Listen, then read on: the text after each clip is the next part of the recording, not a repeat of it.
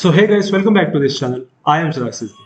अगर आप लोग ये वीडियो देख रहे हैं देन इट मींस आप एक लैपटॉप सर्च कर रहे हैं, एक ऐसा लैपटॉप जिसके अंदर आप या तो फिर अच्छे से गेमिंग कर सकें या वीडियो एडिटिंग कर सकें या फिर दोनों ही चीज़ें।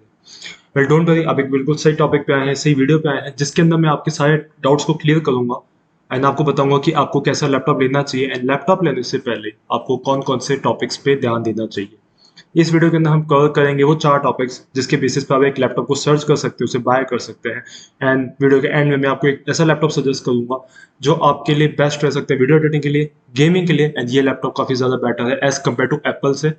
सो इस वीडियो के अंदर हम जो टॉपिक्स कवर करने वाले हैं वो स्पेशली अपने वीडियो एडिटिंग पर्पस को मेन ध्यान में रखे हुए है, क्योंकि उसमें से जो एक पॉइंट है वो वीडियो एडिटिंग के लिए ही है। ओके, सो उसमें से हम आज जो कवर करने वाले हैं वो है 4 टॉपिक्स जिसके बेसिस पर आपको एक लैपटॉप सर्च करना है। फर्स्ट वन जो आता है वो आएगा रैम।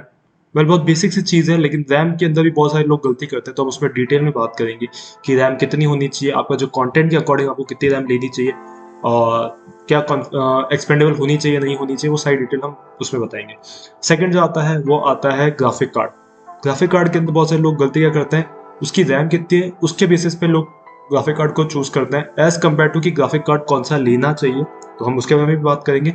थर्ड वन जो आता है वो है एसएसडी। एक बहुत ही मेन टॉपिक ले रहे हैं, बट इसके बारे में कई लोगों को कंफ्यूजन होता है क्योंकि कई लोग एचडीडी ले लेते हैं, कई लोग एसएसडी ही लेते हैं। एचडीडी प्लस एचडीडी लेना चाहिए, तो कौन सा लेना चाहिए, ये थर्ड टॉपिक में हम कवर करेंगे। And fourth and last one जो बहुत ही इंपॉर्टेंट है, अगर आप एक कंटेंट क्रिएटर है, अगर आपको वीडियो एडिटिंग के पर्पज से लैपटॉप ले रहे हैं, तो वो आता है एसआरजीबी। वेल एसआरजीबी के बारे में बहुत ही कम लोग जानते हैं। अगर आप आज के टाइम में किसी शोरूम में जाके लैपटॉप बाय करेंगे एंड उनसे पूछेंगे कि क्या इस लैपटॉप के अंदर कितनी एसआरजीबी क्या है, तो रियली कुछ ही लोगों को पता होता है कि एसआरजीबी कितनी होगी एंड एसआरजीबी क्या काम आती है। सो जल्दी से बढ़ते हैं आज के हमारे इस टॉपिक पे, जिसमें हम सबसे पहले बात करेंगे रैम के बारे में। रैम इट मीन्स परफॉर्मेंस को हम कैलकुलेट करते हैं एंड बिल्कुल सही टॉपिक है कि रैम हमारी परफॉर्मेंस को बेटर करता है। अब बात करते हैं कि रैम कितनी मिनिमम होनी चाहिए। वेल डिपेंड करता है आपके कंटेंट क्रिएशन के ऊपर कि आप किस टाइप का वीडियो बनाते हैं। वेल जैसे कई लोग सिर्फ फोन से ब्लॉगिंग करते हैं, डेली ब्लॉग करते हैं। अब डेली ब्लॉग के अंदर आपके पास कोई ज़्यादा ऑप्शन, वो चीज़ें आप चेंजेस नहीं करते, आप कोई कलर करेक्शन कलर ग्रेडिंग नहीं करेंगे, आप उसके अंदर कोई इफेक्ट्स ट्रांजिशन अप्लाई नहीं करेंगे, आप उसके अंदर ज़्यादा इफेक्ट्स अप्लाई नहीं करते हैं, मतलब बहुत सारी जो डिटेल्स में अगर हम बात करते हैं दूसरी वीडियोस के कंपैरिजन में बहुत ही कम होता है। तो अगर आपका काम कुछ ऐसा है देन आपके लिए 8 GB रैम भी बहुत ही सफिशिएंट है। आप इससे ऊपर नहीं भी रहेंगे तो भी चलेगा।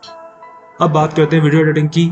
जिन लोगों के पास बहुत ही ज़्यादा इफेक्ट्स अप्लाई करते हैं, या आपको लगता है कि आज हमने स्टार्ट किया लेकिन हम उसकी बहुत ज़्यादा अपग्रेड करेंगे, हम नए नए गैजेट से शूट करेंगे, हम बहुत सारे ट्रांजेक्शन्स अप्लाई करेंगे, बहुत सारे कलर करेक्शन अप्लाई करेंगे, कलर ग्रेडिंग करेंगे एंड सो मच मोर, तो उसके लिए आप लोगों के जो रैम, लैपटॉप की जो रैम होनी चाहिए मिनिमम की अगर मैं बात करूँ तो 16 GB होनी चाहिए, लेकिन वो एक्सपेंडेबल जरूर होनी चाहिए। वेल क्योंकि हम आज अगर एक लैपटॉप बाय कर रहे हैं देन ऑब्वियसली बात है आप 1 साल या 2 साल के लिए लैपटॉप बाय नहीं करेंगे। आप फ्यूचर पर्सपेक्टिव को ध्यान में रखेंगे कि हमें लॉन्ग टर्म के लिए लैपटॉप लेना है, देन इट मीन्स आप उस लैपटॉप के अंदर ये चाहेंगे कि इन फ्यूचर में अगर मैं कुछ भी चेंजेस चाहूँ तो मुझे एक नया लैपटॉप लेने की वजह मैं उसी लैपटॉप के अंदर छोटे चेंजेस करा के अपना काम कर सकता हूँ। देन आप जो भी लैपटॉप ले रहे हैं देन उसका इस चीज़ का जरूर ध्यान रखिएगा कि उसके अंदर रैम एक्सपेंडेबल होनी चाहिए एंड मिनिमम 16 GB होनी चाहिए। सेकेंड टॉपिक की हम बात करते हैं जो कि आता है हमारे graphic card. Well graphic card एक बेसिक से लैंग्वेज में अगर मैं बात करूँ, जितना लेटेस्ट लो उतना बेटर है। अब आप बोलेंगे कि रैम भी तो होनी चाहिए, अगर हमें कम पुराने ग्राफिक कार्ड के अंदर रैम ज़्यादा मिल रही है, नए के अंदर रैम कम मिल रही है, तो क्या परफॉर्मेंस सेम होता है? ऑलमोस्ट, लेकिन पूरी तरह से नहीं। Like 1650 Ti into 6 GB and 1350 into 4 GB अगर हम कंपेयर करेंगे देन 1350 की परफॉर्मेंस काफ़ी ज़्यादा बेटर निकलेगी, चाहे वो 4 GB है। एंड 1650 Ti और वो जो 6 GB है, स्टिल उनके कंपैरिजन जब किया गया था देन 1350 4 GB ज़्यादा बेटर निकला था। और अगर आप लोग अगर इसमें भी अगर हम बात करें गेमिंग की या वीडियो एडिटिंग की देन 1350 एक आज के टाइम में आपको इतना इन्वेस्ट जरूर कर लेना चाहिए। वह सारे जो पर्सपेक्टिव है जिस पे भी हम बात करेंगे मैं लॉन्ग टर्म के हिसाब से ही बात करूँगा, क्योंकि इन्वेस्टमेंट एक ही बार होगा लेकिन आपको बहुत सालों तक के लिए दूसरा बड़ा इन्वेस्टमेंट करने की ज़रूरत नहीं पड़ेगी। तो एक बार में पे करके क्यों ना हम लॉन्ग टर्म के हिसाब से उस चीज़ को चलें। थर्ड जो बात आती है वो आती है हमारी एसआरजीबी की। एसआरजीबी बहुत ही ज़्यादा इंपॉर्टेंट बात है। पहले फोर्थ पॉइंट था हमारा बट इसे थर्ड में कवर करना है। एसआरजीबी का मतलब क्या होता है? आज के टाइम में आप जो भी लैपटॉप लेते हैं उसके अंदर जो एसआरजीबी होती है वो होती है अप्रोक्सीमेटली 62 to 65% एसआरजीबी होती है। एसआरजीबी का मतलब एक बेसिक लैंग्वेज में एक डेफिनेशन में अगर आपको देना चाहूँ तो वो हो गया कि एक्यूरेसी, लाइक अगर मैंने जितने भी अपने वीडियोस के अंदर कलर ग्रेडिंग कलर करेक्शन किया है तो उसकी एक्यूरेसी कितनी है वो मुझे मेरे लैपटॉप की स्क्रीन पे पता पड़ेगा। अब लैपटॉप की स्क्रीन में हमें लगता है कि हमने तो इसकी ब्राइटनेस बढ़ा दी, ये तो एकदम से वाइट हो गया, हमने ब्लैक को कम कर दिया, शेडो को कम कर दिया, कॉन्ट्रास्ट को कम कर दिया, ये सब देख के हम देखते हैं हाँ यार इस पर तो सही लग रहा है। बट एक्चुअल में उस लैपटॉप के अंदर जो होता है जिसके अंदर 62 से 65% होता है वो आपको पूरी तरह से नहीं डिटेल दे रहा है, वो आपको बता सिर्फ 65% एक आइडिया दे रहा है कि हाँ ये कुछ इस तरीके का बन रहा है। स्क्रीन आज के टाइम पे जो आती है वो आती है 3 टाइप की, लाइक जैसे मैंने बताया कम से कम SRGB जो आती है वो 62 से 65% वाली आती है। उससे ऊपर जो आती है फिर वो आती है 100% SRGB, एंड उससे ऊपर जो आती है वो आता है OLED स्क्रीन जिसके अंदर 133% SRGB होता है। अब OLED लेते हो वेल गुड, अगर आपको एक बजट के अंदर आपका जो बजट है उसके अंदर OLED स्क्रीन मिली है जिसके अंदर 133% SRGB मिल रही है then go for it. Trust me guys, मैंने एक लैपटॉप देखा था जिसके अंदर 133% SRGB थी, एक बेस्ट म्यूजिक था एंड बैम, सच में मैं वो लैपटॉप का इतना बड़ा फैन हो गया कि मुझे ध्यान बस ये था कि काश ये लैपटॉप मैं ले सकता, नहीं ले पाया। उसके रीजन भी मैं आपको बाद में बताऊंगा कौन सा लैपटॉप था, उसके बारे में हम आगे बात करेंगे। फिलहाल हम अपना नेक्स्ट टॉपिक पे स्विच करते हैं, लेकिन उससे पहले SRGB क्या है वो आपको क्लियर हो गया होगा। अगर आपकी और भी कोई क्वेरीज है कुछ भी क्वेश्चन है नीचे आप कमेंट सेक्शन में उससे पूछ सकते हैं। Fourth and the last one आता है SSD। अब लोग कहीं पूछते हैं कि SSD का क्या मतलब, SSD क्यों होनी चाहिए, क्या है? वेल SSD एक तरह से आपकी स्टोरेज ही है, लेकिन अब आप बोलोगे वो तो HDD भी है। तो SSD में ऐसे क्या खास बात है जो HDD में नहीं है? अगर आपको पता होगा, एक बेसिक लैंग्वेज में बात करते हैं, क्योंकि मैं भी ज़्यादा डिटेलिंग में नहीं हूँ, मैं कोई इंजीनियर नहीं हूँ सब चीज़ों का, बट जो मैंने सीखा है उसके बेसिस पे मैं आपको बताऊँ। आपके पास जो भी पुराना लैपटॉप रहा होगा, आपके पास कंप्यूटर रहा होगा, उसमें आपने एक चीज़ नोटिस करी होगी कि आपके जो हमें जो ड्राइव होती है CDEFG, ठीक है, अब जो C ड्राइव होती है उसके नाम क्या बोलते हैं, इसकी स्टोरेज बहुत कम रखो, इसके अंदर सिर्फ एप्लीकेशन सॉफ्टवेयर रखो, बाकी सब मत करो। क्यों? क्योंकि वो परफॉर्मेंस फास्ट करता है। काइंड ऑफ वैसा ही कुछ समझ लीजिए कि SSD एक वो चीज़ हो गई जिसके अंदर आप अपने सॉफ्टवेयर ये सब करेंगे एंड वो स्पीडली रन करेंगे, लेकिन अब SSD एक पूरी स्टोरेज हो चुकी है। अब वो सिर्फ एक C ड्राइव ही नहीं, वो पूरा ही एक ही ड्राइव है जिसको आप अलग अलग पार्टीशन में बांट सकते हैं या आप उसे एक ही पार्टीशन में रख सकते हैं, ठीक है। देन आपकी जो एप्लीकेशंस होगी वो स्पीड में तो रन करेगी, लेकिन साथ ही साथ आपका जो भी वीडियो है जो भी फोटोज है वो इमीडिएटली ओपन होगा। वो क्यों? क्योंकि हमने सब कुछ एक C ड्राइव के अंदर ही रखा है, हमारे पास कोई दूसरी ड्राइव नहीं। अब SSD को हम डिवाइड में कर देते हैं लाइक CDEF, ओके। लेकिन पहले वाला में क्या होता था, C के अंदर तो सब सॉफ्टवेयर होते थे, DEF के अंदर हमारा कंटेंट पड़ा होता था, हमारे वीडियोस पड़े होते थे, हमारे फोटोज होते थे जिन्हें हमें एडिट करना। तो जब हम उसे प्ले करते थे तब वो टाइम लेता था ओपन अप होने में, या उसे प्ले होने में थोड़ा सा कुछ सेकंड्स लगते थे, स्मूथली थोड़ा रन कम होता था। लेकिन अब जब सब कुछ एक C ड्राइव ही हो चुका है जिसे हम SSD बोलते हैं, उसके अंदर सब कुछ इजीली रन हो जाएगा बिना कोई बग आए। तो जो भी आप लैपटॉप ले रहे हैं उसके मेक श्योर कि उसके अंदर SSD जरूर होनी चाहिए। कई laptop SSD plus HDD provide करते हैं, तो वो आप अपने अकॉर्डिंग चूज कर सकते हैं कि आपका कंटेंट क्रिएशन कैसा है, आपको कितना फास्ट लैपटॉप चाहिए, आपका रनिंग कैसी है कंटेंट क्रिएशन में, आप किस टाइप का कंटेंट बनाते हैं। देन वो आपके लिए बहुत सिंपली हो जाएगा जब आप प्लान करेंगे लैपटॉप लेने का, एंड आपको पता पड़ जाएगा कि SSD प्लस HDD लेना चाहिए या SSD लेना चाहिए। मेरी तरफ से SSD में अगर आपको ज़्यादा स्टोरेज वाला मिल जाता है then go for SSD। HDD ना लो, ज़्यादा बेटर है, क्योंकि SSD लैपटॉप के अंदर भी एक प्लस पॉइंट है कि आप उसके अंदर HDD इंस्टॉल करा सकते हो। बहुत सारे लैपटॉप के अंदर ये फीचर भी आता है, तो आप SSD वाला लैपटॉप ले लीजिए। इन फ्यूचर में अगर आपको लगता है कि मुझे लैपटॉप के अंदर ही स्टोरेज और चाहिए देन आप HDD की ड्राइव उसमें लगवा सकते हैं। अब हम बात करते हैं, हमारे सारे 4 टॉपिक क्लियर हो गए एंड इसी के बेसिस पे आप अपना लैपटॉप सर्च कर सकते हैं। लेकिन अब हम जो बात करते हैं वो है एक ऐसे लैपटॉप की जिससे मैंने कहा जो लैपटॉप मुझे बेटर लगा एप्पल से भी, एंड एक बेटर लैपटॉप है जिसको आप गेमिंग के अंदर एंड वीडियो एडिटिंग के अंदर यूज़ कर सकते हैं। पहले ये है वो लैपटॉप जिसे मैं अभी करंटली यूज़ कर रहा हूँ, एंड ये लैपटॉप मैंने लिया था अपनी रत्नागिरी सीरीज में। जब हमने 3rd वीडियो जो था ना, तब मैंने ये वीडियो इस जिसमें बाली वाइब्स का जो वीडियो था वो मैंने इसी लैपटॉप से एडिट किया था। अब मैं बात करता हूँ मैंने इस लैपटॉप को बाय क्यों किया एंड ये लैपटॉप कौन सा है। तो ये है laptop HP Pavilion 15 gaming. 15.6 inch की इसकी स्क्रीन आती है। 2 कैटेगरीज में आता है आज के टाइम में सारी लैपटॉप, चाहे वो इंटेल हो या राइजन, इन दोनों में से आप किसी में भी आप ले सकते हैं। ये मैंने राइजन चूज़ किया है। राइजन चूज़ करने का भी एक रीज़न था, वो मैं आपको आगे बताऊंगा। तो इस लैपटॉप को मैंने लेने का एक ही मेन जो पर्सपेक्टिव था वो था इसकी SRGB। इस बजट के अंदर मुझे बहुत सारे लैपटॉप्स मिल रहे थे एंड ट्रस्ट मी, मेरे जो दूसरे लैपटॉप बहुत ज़्यादा बेटर भी लग रहे थे कि मुझे उन पर जरूर जाना चाहिए।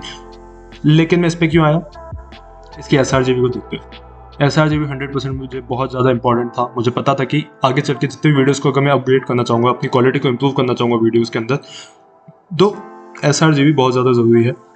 उन सबको ध्यान रख के मैंने इसके लिए sRGB ली। क्या इस बजट में मुझे दूसरे लैपटॉप में sRGB नहीं मिली? ज़रूर मिली, जैसा मैंने आपको पहले बताया, जिसके अंदर 133% sRGB थी। वो था वीवो बुक, एसूस का वीवो बुक 15, जितना मुझे याद है 15 या 16 था। अब मैं बात करता हूँ कि उसे लेने का, उसे क्यों नहीं लिया। मैं ट्रस्ट मी गाइस, अगर आपको, जैसे मैंने स्टार्टिंग में बताया कि रैम, आपको पता है कि आपका कंटेंट क्रिएशन कैसा है, देन अगर आपकी जो रैम होती है, अगर आपको पता है कि लिमिटेड रैम में आपका काम हो जाएगा, आप डेली ब्लॉग करते हैं, ज़्यादा इफेक्ट्स अप्लाई नहीं करते, कुकिंग की वीडियोस बनाते हैं, ऐसे कुछ नॉर्मल वीडियोस बनाते हैं, देन वो लैपटॉप आपके लिए बहुत ज़्यादा अच्छा रहेगा। क्यों? OLED स्क्रीन मिलती है, बहुत ही अच्छी स्क्रीन, मतलब इतनी बेस्ट स्क्रीन एप्पल में तो वो ही जाओ, उसमें तो नहीं आने वाली। उस लैपटॉप की स्क्रीन बहुत ही अच्छी है, सेम बजट के लैपटॉप थे दोनों ही। बस उस लैपटॉप के एक जो बहुत माइनर पॉइंट था वो था कि उसके अंदर रैम थी 16 GB जो एक्सपेंडेबल नहीं थी।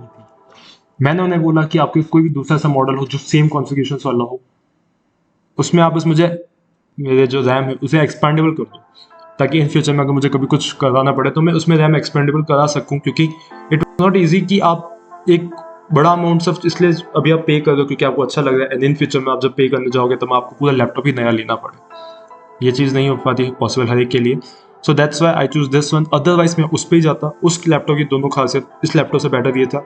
क्यों OLED स्क्रीन थी उसके अंदर, एंड सेकंड उसका म्यूजिक, हरमन का म्यूजिक था। एंड ट्रस्ट मी गाइस, उस लैपटॉप को आप जरूर चेकआउट करना अगर आपको कम रैम में आपका सारा काम हो जाता है। अब हम बात करते हैं इस लैपटॉप के बारे में। वीडियो एडिटिंग में ये लैपटॉप काफ़ी अच्छा है, गेमिंग के पर्पज से भी ये लैपटॉप काफ़ी अच्छा रहेगा। क्यों? इसके अंदर भी सेम कॉन्फ़िगरेशन है, जैसे मैंने बताया 16 GB रैम है, एक्सपेंडेबल है ये अभी। सेकंड चीज़, अभी तक रैम मैंने 16 GB रखी है। सेकंड, इसके अंदर जो sRGB वो 100% है। थर्ड जो पॉइंट आता है वो आता है हमारा ग्राफिक कार्ड। ग्राफिक कार्ड इसके अंदर जो आता है वो है 1354 GB, जो कि बहुत ही अच्छा वर्क कर रहा है। गेमिंग में भी मैंने गेम्स भी खेले इसके अंदर, काफ़ी अच्छे से वर्क किया। And fourth and last one SSD के अंदर कॉम्प्रोमाइज मुझे करना पड़ा इस बजट में, इस सेगमेंट में। दूसरे लैपटॉप्स के अंदर मुझे 1 TB SSD मिली थी, इसके अंदर 512 ही मुझे मिली है। तो अगर आप लोग लैपटॉप लेने का प्लान कर रहे हैं एंड अगर आपको लगता है कि इस जगह पे आप थोड़ा सा कॉम्प्रोमाइज़ कर सकते हैं, देन ये लैपटॉप एक अच्छा ऑप्शन है जिसे आपको ज़रूर अपनी विश लिस्ट में रखना चाहिए। एंड दूसरे लैपटॉप से कंपेयर करने में ये लैपटॉप आपके लिए हेल्प कर सकता है। एंड हो सकता है कि लास्ट में शायद आप यही लैपटॉप चूज़ करें। इंटेल एंड राइजन में आप चूज़ कर सकते हैं कि आप कौन सा लेना चाहेंगे। अब बात करते हैं मैंने इंटेल क्यों नहीं लिया और राइजन क्यों लिया। मैं लेने तो इंटेल का ही गया था, राइजन नहीं लेने का, राइजन लैपटॉप लेने का एक ही रीज़न रहा, वो था इसकी जो जॉइंट है। लाइक आप देख सकते हो ये जो इसका जॉइंट है ना, ये यहाँ से इतना बड़ा है।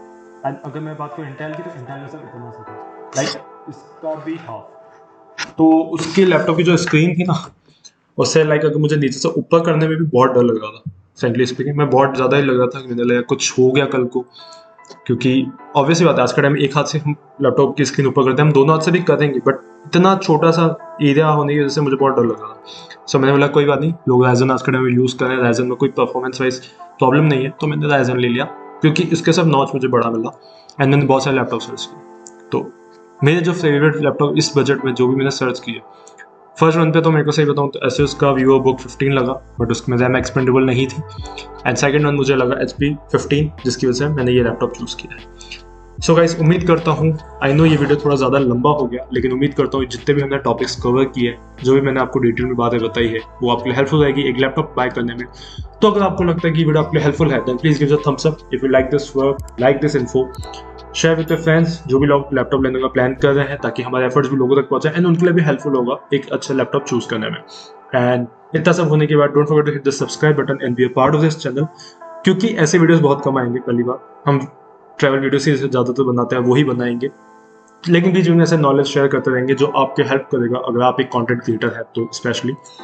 तो यस गाइस, आज का वीडियो यही हम एंड करते हैं। सो प्लीज़ जाने से पहले सब्सक्राइब बटन जरूर दबाएं। एंड अगर आपके जो भी रिव्यू हैं, जो भी आपकी क्वेश्चंस हैं, आप उसे नीचे कमेंट सेक्शन में मुझसे पूछ सकते हैं। मैं उसका इमीडिएटली अब तक रिप्लाई करने की पूरी कोशिश करूंगा जल्द से जल्द, एंड आपको आपका रिप्लाई जरूर मिलेगा। सो मिलता है नेक्स्ट वीडियो में, till then peace, see you in the next video.